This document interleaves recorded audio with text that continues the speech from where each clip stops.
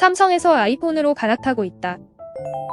페이스북은 책임없다는 논문 들여다보니 추천 알고리즘을 빼고 시간순으로 노출했을 때도 정치적 태도가 달라지지 않더라는 결론이다. 악시오스는 미국의 양극화 심화를 소셜미디어 탓으로 돌릴 수 없다는 연구 결과라고 소개했다. 메타는 소셜미디어가 뜨기 전부터 정치적 양극화는 존재했다고 주장하고 있다. 노리나 허츠는 현실 정치에 대한 실망감과 고립감이 커질수록 알고리즘이 추천하는 극단적인 주장에 쉽게 포획되고 분열과 양극화가 커지는 악순환이 일어난다고 지적했다. 바스티안 베르그너는 필터 버블을 걷어내고 나와 다른 사람을 더 많이 접촉했을 때 편견이 줄어들고 극단주의도 약화한다고 지적했다. 더 많은 차이, 이질적인 것과의 접촉이 정치적 분열, 혐오와 편견의 해독제라는 게 한계영의 분석이다.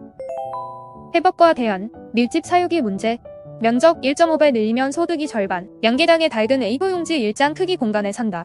9월부터 시행되는 개정축산법에 따르면 산란계 사용 면적이 0.05제곱미터에서 0.075제곱미터로 늘어난다. 농촌경제연구원에 따르면 계란 가격이 같다면 농가 소득이 42.5% 줄어들게 된다. 행복한 축산을 내건 동물복지가 농가와 소비자의 행복을 제한하는 방향으로 가면 지속 가능하지 않다고 지적했다. 동물복지 인증이 도입된 게 10년 전인데 양돈 인증 농가는 1%가 안 된다. 시장 형성에 대한 고민 없이 수박 버텔기식으로 해외 제도만 들여오니 외면을 받는다는 지적이다. 돼지를 가로 60cm, 세로 220cm의 스툴에 가둬서 키웠는데 2030년부터는 임신 6주까지 해되지만 스툴에서 키울 수 있게 된다. 사육 공간을 넓히면 사육 두수가 줄어들 뿐만 아니라 서열 경쟁 때문에 유산과 사산 가능성도 높아진다고 한다. 게다가 동물복지 도축장은 한국에 3곳밖에 없다. 장거리 운송을 하면 도체율이 1에서 2%포인트 줄어든다고 한다.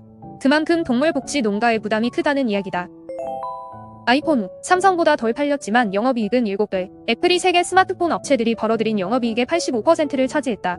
삼성은 12%였다. 매출 점유율은 삼성이 20%, 애플은 17%였다. 아이폰 14에서 프로 모델 판매가 늘고 플러스 모델이 추가되고 미니 모델이 없어지면서 평균 판매 단가가 올랐다. 카운터포인트 리서치 조사에서 한국의 젊은이들이 삼성에서 아이폰으로 갈아타고 있다는 분석을 내놓은 것도 눈길을 끈다. 한국의 30세 이하 설문조사에서 85%가 첫 스마트폰으로 안드로이드 폰을 썼다고 답변했는데 이들 가운데 53%가 지금은 아이폰을 쓴다고 답변했다.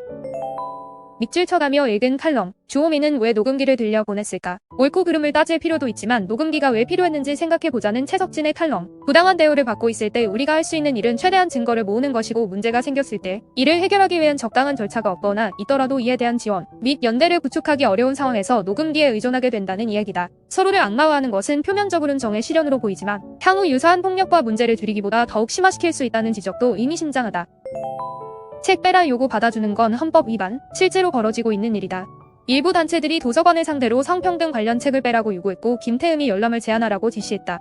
일부 도서관은 아예 검색까지 막아놨다고 한다. 도서관협회는 어떤 형태의 외압이나 검열, 일괄 폐기, 이용 제한도 단호히 거부한다는 성명을 냈다. 손보경은 금서 민원으로 시민들의 책 읽을 권리는 물론이고 도서관 사서들의 양심과 사상의 자유, 노동권까지 침해당하고 있다고 반발했다. 박한희는 40년 전 미국 연방법원의 판례를 소개했다. 단순히 책에 포함된 사상이 마음에 들지 않고 정치, 민족, 종교 또는 기타 사상에 있어 올바른 견해를 만들기 위한 목적에서 학교 도서관에서 책을 제거할 권한이 없다. 그러한 의도가 깔려 있었다면 이는 재량을 일탈 남용해 헌법을 위반한 것이다. 맥락과 통찰, 그리고 해법.